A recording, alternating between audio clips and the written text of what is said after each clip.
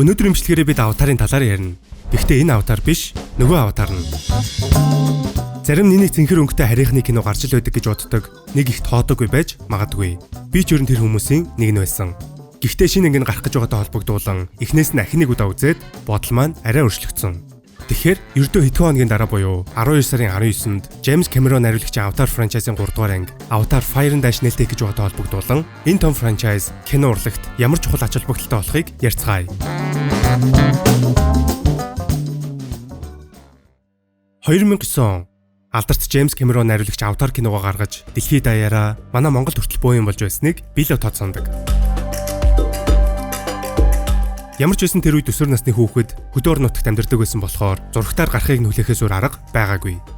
Тэгээ бараг жилийн дараа нь 2010 онд өнөөх алдарт Аватарыг зурагтаар гарахт нь анх удаа үзэж байсан түүхтэй. Одоо санахын лав дүрслэл зураглал CGI талаасаа бүр аман галгаж бараг 3 цаг шахуу зурагтнаас харцаа салгалгүй огт үүдэхгүй байсаар дуусгаж байсан. За тэгээ тэр цагаас хойш Аватарыг дахиж хизээч үзээгүй. Уг нь сүүлийн хэдэн жил pop соёлтой холбоотой сонирхлоо хоёрт ажлаа болгоод явж байгаач нэг л орж сонирхол татаж чадаагүй юм. 2013 онд Джеймс Кэмерон дахиад 2 ч Аватарын кино хийхээ зарлаж тэрхүү 2 анги амжилтаа шалтгаалж дахин 2 анги буюу нийт 5 анги бүхий франчайз хийхээ зарласан.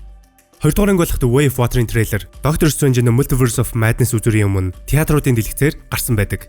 Тухайн үед үзээ зураглалыг нь бишрээд өнгөрсөн ч кино нээлттэй хийхэд нь бас сонирхож үзээгүй явсаар өдийг хүрсэн.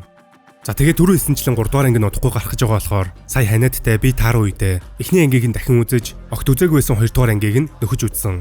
Тэгээд нэг цэргийн албаасан залуугийн бичлэг байдаг штэ. Цэрэгт явахаас өмнө миний эрх хүн гэх бодол шал өөр байсан. Цэрэгт яваад ирсэн дараа миний эрх хүн гэх бодол шал өөр боллоо. Яг үн шиг Аватарыг харах өнцөг маань шал өөр болсон. Бас нэр Аватар чинь жинхэнэ исакай байсан байлээ штэ. Ер нь Аватар маш чухал сэдвийг харьцангуй энгийн агуулга, плот, зохиолтойгоор харуулсан кино. Гэхдээ тэр үед хүүхэд байсан болохоор эхний киноноос анзаараагүй өнгөрөөсөн, сайн ойлгоогүй, ойлгосон ч мартсан байсан зүйл маш их байсан байлээ. Жишээ нь эхний анги дэлхий дээрх хэсэг маш цөөн гардагч 2154 онд дэлхий дээр байгаль орчин огт байхгүй болчихсон нийгэмд анги давхаргын ялгаа ихтэй Жек салж түүний нэг хохирогч болсон дүнсгэр сайберпанк ертөнц байдаг. Ер нь бол дэлхий дээрх амьдрал хэдийнэ уруудчихсан. Харин дэлхийгээс 4.4 гэрлийн жилийн зайтай 3 одод Альфа Центаврын системийн гарыг Пандора бол эсэргээрээ маш үзэсгэлэнтэй, онгон зэрлэг байгальтай, оршин суудаг наавчууд хүртэл байгальтайгаа шууд утгаараа уялдаа холбоотой аж төрдөг. Эхний анги дээр дэлхийн хүмүүс буюу наавчуудын хэлгээр тэнгэрийн хүмүүс ашигт малтмал олборлох зорилготой байсан бол 2 дугаар анги дээр угаасаа амьдрал устж байгаа дэлхийн хүмүүс Пандора гараг дээр өөрсдөө амьдралыг үүсгэх зорилготой болсон гэж гардаг.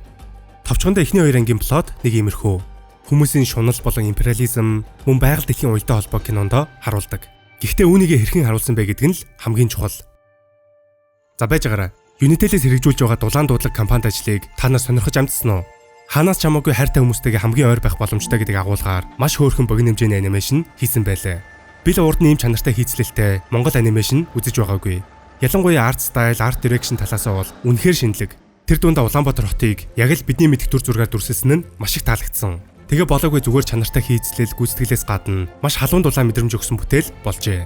Хэрвээ та бүхэн үзэж амжаагүй бол доор байгаа линкээр ороод бүтнээр нь үзээрэй. За тэгээд Монголын анимашн салбарт нэг том алхам хийсэн Unitel компани болон оролцсон бүх уран бүтээлчид нь баяр хүргэе.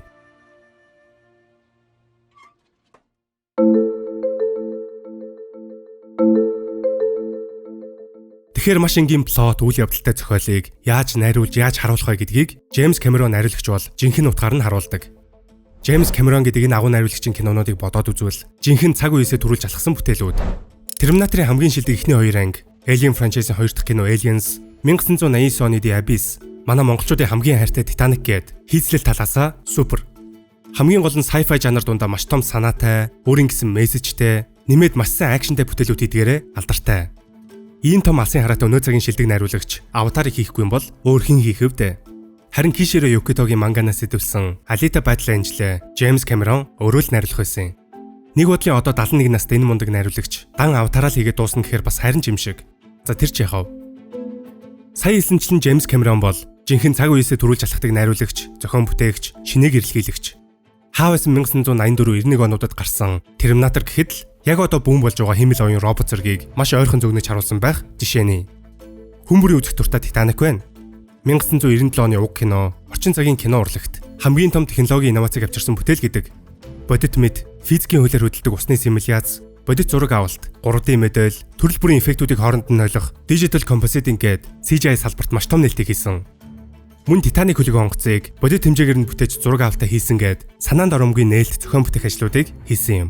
Аватарч бас үүний нэг жишээ нь.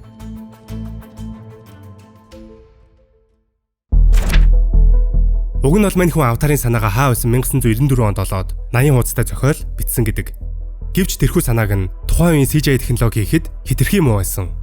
Тиймээс энэ санаагаа кино болгох төр төр завсарлаад судалгаа хөгжүүлэлтээ хийнгээ кино урлаг болон CGI технологи өсрөнгөө хөгжихийг хүлээсэн юм. Ингэхдээ киноны ихэнх үйл явдлын өрнөх Пандора гараг, гаригийн системээс эхлээд уулхад, ургамал мод, ан амтан, оршин суудаг навичууд, тэдний соёл гээд цоошин ертөнцийг нэг бүрчлэн бүтээж хөгжүүлсэн. Бүр навичуудын хэлийг хүртэл хэл судлаач профессор Пол Фромертэй хамт зохиосон гэдэг. Ер нь бол Аватар орчин цагийн кино франчайзуудаас хамгийн шилдэг world buildingтэй бүтээл гэдгийг бил 100% итгэлтэй хэлнэ. Тийм ч учраас Пандора гараг бодит мэдрэмжийг төрүүлдэг. Ер нь ямар ч фикшн ертөнцөө сайн хөгжүүлчихвэл хангалттай сонирхолтой байж чаддаг. Энэ шиг нарийн зохиож хөгжүүлсэн ертөнц миний мэдхийн лав байхгүй. Аниме манга салбарт бол One Piece тэр талаараа хамгийн шилдэг. Аниме гэснээс нэрээ сонирхолтой нь Джеймс Кэмерон Пандора гарагийн экосистемийг бүтээхдээ Миязаки өвөгийн Мононоке гүнжээс санаа авсан гэдэг. Ингээд 2000-ад он гарч Бөгшний эзэн Кинг Конг гэх мэт кинонууд нээлттэй хийж Джеймс Кэмероны хүлээж байсан тэрхүү хөгжил ирснээр кино бүтээх ажилдаа шамдан орсон. Үүний хамгийн чухал технологи бол мэдээж motion capture. Бодит жүжигчдийн нүр царайны хувирал, биеийн хөдөлгөөнийг яг л бодит мэд байлгахад хамгийн эрхтэй технологи. Одоо бол мань хүү энийгээ бараг төгсрүүлсэн баг. 2009 онд гарсан эхний кинонд гэхэд л одоогийн том кинонуудаас бараг илүү CGI-тай харагддаг. Хоёрдугаар анги дээр бол үүнийгээ бүр төгсрүүлээд навичуудын ялгарал, тоглож байгаа жүжигчдийн төрх гээд бүр бодит юм шиг болсон.